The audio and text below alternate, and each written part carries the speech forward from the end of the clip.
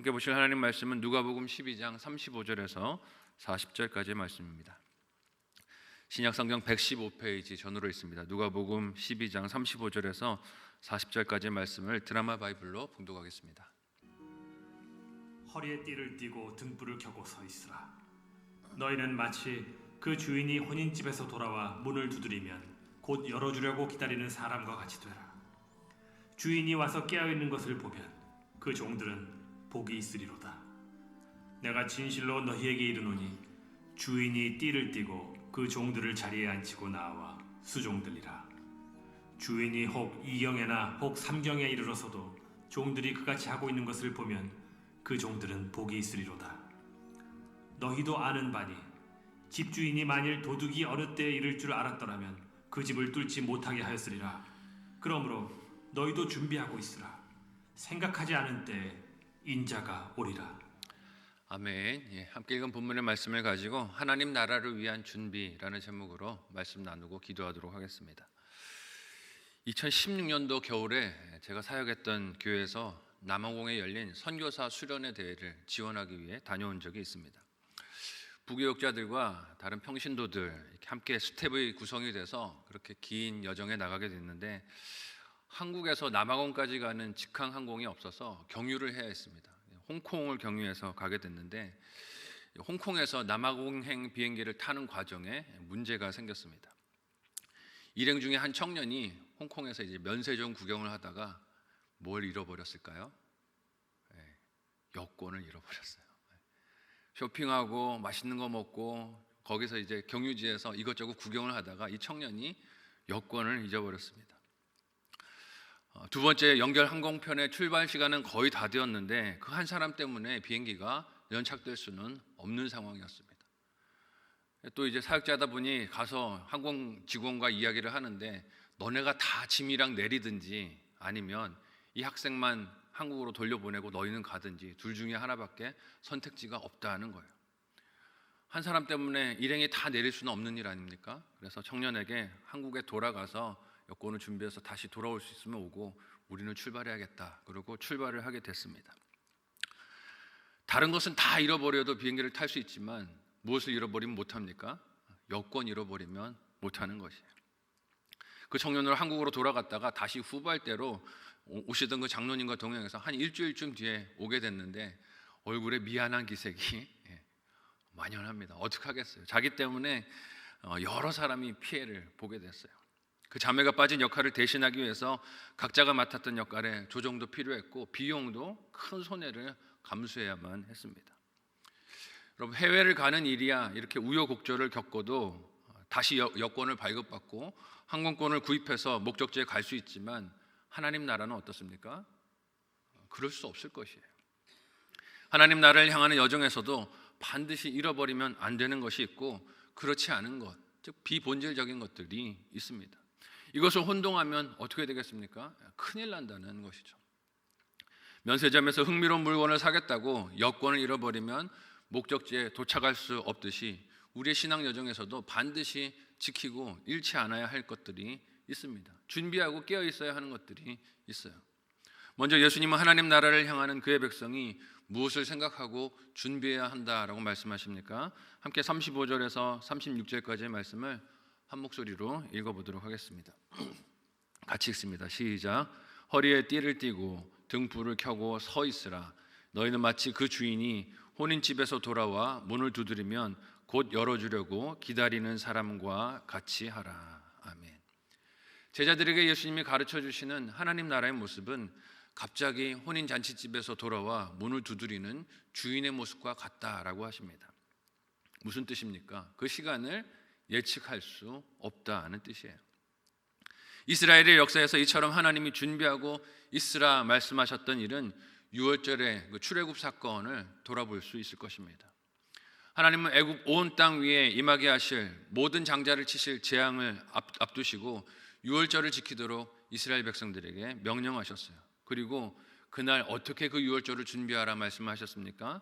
함께 출애굽기 12장 11절에서 12절까지의 말씀을 같이 한 목소리로 읽어보도록 하겠습니다. 함께 읽습니다. 시작. 너희는 그것을 이렇게 먹을지니 허리에 띠를 띠고 발에 신을 신고 손에 지팡이를 잡고 급히 먹으라. 이것이 여호와의 유월절이니라. 내가 그 밤에 애굽 땅에 두루 다니며 사람이나 짐승을 막론하고 애굽 땅에 있는 모든 처음 난 것을 다 치고 애굽의 모든 신을 내가 심판하리라. 나는 여호와라. 아멘. 하나님께서 과거 이스라엘 백성들이 애굽에서 종으로 살며 고난과 괴로움 중에 있었을 때 모세를 보내 그들을 이끌어내게 명령을 하셨습니다. 그런데 그들이 애굽을 떠나는 바로 그날 어떤 준비를 하라고 명령하셨습니까? 허리에 띠를 띠고 발에 신을 신고 손에 지팡이를 잡고 유월절 음식을 먹으라고 하셨어요. 준비 잘하라는 뜻이죠. 이 밤중에 언제 하나님이 출발 명령하실지 모르니 항상 떠날 준비를 하고 음식을 먹으라 하는 것이었습니다. 이 일이 반드시 시행될 것이라고 믿는다면 이스라엘 백성은 어떻게 해야 합니까? 주신 말씀대로 옷을 입고 허리에 띠를 띠고 지팡이를 손에 잡고 음식을 먹어야 합니다. 언제든 명령이 떨어지면 움직일 수 있도록 준비해서 그렇게 음식을 먹을 것입니다. 이는 명령하신 하나님에 대한 믿음이기도 하고 그 하나님께서 하실 일과 이루실 승리를 전적으로 의지하고 바라보는 태도이기도 합니다. 예수님께서도 제자들에게 이런 태도를 준비하라고 말씀하시는 거예요. 이는 십자가에 죽으시고 부활하여 승천하신 이후에 다시 오실 재림에 대한 말씀이기도 하지만 제자들이 예루살렘에서 경험하게 될 비참한 파괴, 예루살렘이 무너질 사건, 그로 인해 흩어질 그들의 고난에 대한 말씀이기도 합니다. 깨어서 준비하고 있으라는 것이죠. 하나님의 나라가 그 가운데서도 이루어지고 교회가 세워지게 하실 것이니 준비하라는 말씀입니다. 왜냐하면 하나님은 제자들이 만나게 될 모든 사건과 환경들 속에서 하나님 나라의 일을 이루실 것이기 때문입니다. 예수님께서도 그 시간을 향해 지금 예루살렘으로 올라가고 계신 것 아닙니까? 하나님께서 자신의 고난 받으시는 사건과 십자가 죽임 당하시는 그 일들을 통해 그의 구원을 이루시고 하나님 나라를 온전히 세우실 것이기에 그것을 믿으며 예수님은 허리에 띠를 띠고 등불을 들고 예루살렘을 향해 나가는 중에 계십니다. 하지만 이 여정에 함께 동행하고 있는 제자들은 어떻습니까? 깨어있지는 못해요. 졸고 있습니다. 예수님께서 말씀하신 고난과 죽음을 차마 묻기도 두려워할 만큼 그들은 제대로 알지 못하고 깨어있지 못해요. 반복해서 예수님이 가르치시지만 그 뜻을 알지 못합니다. 그래서 예수님은 그들에게 깨어있으라 말씀하세요. 면세점에서 취해있지 말라는 것이죠. 여권 딱 들고 준비하고 그 나라 갈 준비를 하고 있으라는 것입니다. 이는 앞으로 있을 예루살렘의 패망과 재림에 대한 말씀이기도 하지만 그들과 함께 올라가실 예루살렘에서 주님이 받으실 고난과 죽음에 대한 말씀이기도 해요. 이에 깨어있는 자가 누리는 복이 무엇이라고 말씀하십니까? 함께 37절에서 8절까지의 말씀을 한 목소리로 읽어보도록 하겠습니다. 같이 읽습니다. 시작. 주인이 와서 깨어있는 것을 보면 그 종들은 복이 있으리로다. 내가 진실로 너희에게 이르노니 주인이 띠를 띠고 그 종들을 자리에 앉히고 나와 수종들리라. 주인이 혹 2경에나 혹 3경에 이르러서도 종들이 그같이 하고 있는 것을 보면 그 종들은 복이 있으리로다. 아멘. 제자들에게 깨어있는 것이 얼마나 중요한 사명이며 복인지 말씀하신 예수님은 그 복이 어떤 복이라고 하십니까? 주인이 종들을 섬기는 은혜를 경험하게 될 것이다 라고 말씀하세요. 어떻게 섬긴다고 이야기합니까? 띠를 띠고 종들은 앉아있고 그렇게 섬겨주신다는 거예요. 이는 당시 문화에서 생각해 볼 때 너무나 파격적인 모습 아닙니까? 주인이 띠를 띠고 종들을 자리에 앉히고 수종드는 모습은 상상도 못할 장면입니다. 근데 여러분, 이 장면은 무엇을 떠올리게 합니까? 예수님께서 제자들의 발을 씻어주신 장면을 돌아보고 생각하게 합니다. 예수님께서 제자들의 발을 씻으시고 떡을 떼어 나누고 포도주를 마시도록 주신 성찬의 장면을 기억하고 돌아보게 해요. 하지만 비단 그 일이기만 하겠습니까? 주님께서 다시 오시는 그날까지 믿음을 지키고 깨어 재림의 주님을 맞이하는 자들을 위해 풍성한 잔치를 베푸시고 함께 먹고 마시고 즐거워할 날을 미리 보도록 하시는 예수님의 가르침이기도 합니다. 근데 지금 예수님께서 어디를 향해서 나아가고 계십니까? 자기 백성이자 영토가 되는 예루살렘을 향해 가는 중에 계십니다. 그 땅의 주인이자 주민들의 왕으로서 그 땅을 향해 나아가시는 예수님께서 하시는 말씀이 무엇입니까? 주인이 오실 때 깨어서 맞이하는 종들이 있다면 그들은 복이 있다라고 말씀하세요. 예루살렘에 과연 이 말씀 속에 종들처럼 깨어서 주인을 맞이하는 백성들이 있을까요? 우리가 알지만 거의 없다는 것을 알 수 있습니다. 그런 사람들이 별로 없습니다.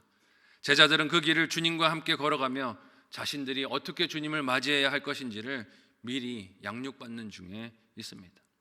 이어서 예수님이 제자들에게 무엇을 주의시켜서 말씀하십니까? 함께 39절에서 40절까지의 말씀을 한 목소리로 읽어보도록 하겠습니다. 같이 읽습니다. 시작. 너희도 아는 바니 집 주인이 만일 도둑이 어느 때 이를 줄 알았더라면 그 집을 뚫지 못하게 하였으리라. 그러므로 너희도 준비하고 있으라. 생각하지 않은 때에 인자가 오리라 하시니라. 아멘. 제자들과 함께 계시지만 계속 무슨 말씀하십니까? 떠났다 돌아오실 주인에 대한 말씀을 하고 계세요.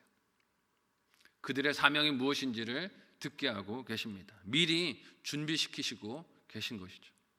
이 땅에서 눈에 보이는 것들의 마음과 생각을 빼앗겨 정말 보고 들어야 할 것들을 놓치지 말라고 말씀하시는 것입니다. 제자들은 앞으로 깨어있지 못해서 황급한 상황을 실제적으로 맞이하게 될 것입니다. 어디서요? 겟세마네 동산에서. 깨어있지 못해서 주님이 잡혀가시는 그 순간에 잠들어 있다가 황급하게 도망가며 주님을 부인하는 사건을 맞이하게 될 것이에요. 그 일도 주님은 미리 제자들로 일러주시며 듣게 하시는 거예요. 잠들어 있으면 그런 상황을 만난다. 깨어있지 못하면, 기도하지 못한다면 그 일 앞에서 하나님 나라의 일을 보지 못하고 황급하여 황망하여 정신없는 순간을 맞이하게 된다 말씀하시는 것입니다. 왜냐하면 제자들은 겟세마네에서는 실패하고 당황해도 이후 주님께서 다시 오시는 그 재림의 날에는 실패하지 않아야 할 것이기 때문입니다. 오늘 우리는 깨어 있습니까? 목적지가 어디인지 알고 방황하지 않고 준비하고 있습니까? 아니면 졸고 있는 것은 아닙니까? 말씀과 기도로 항상 준비하며 깨어서 예수님이 다시 오시는 그날을 당황함이 아닌, 황망함이 아닌 기쁨으로 준비된 모습으로 맞이할 수 있는 저와 여러분 모두가 되시기를 예수님의 이름으로 간절히 소원하고 축복합니다. 아멘.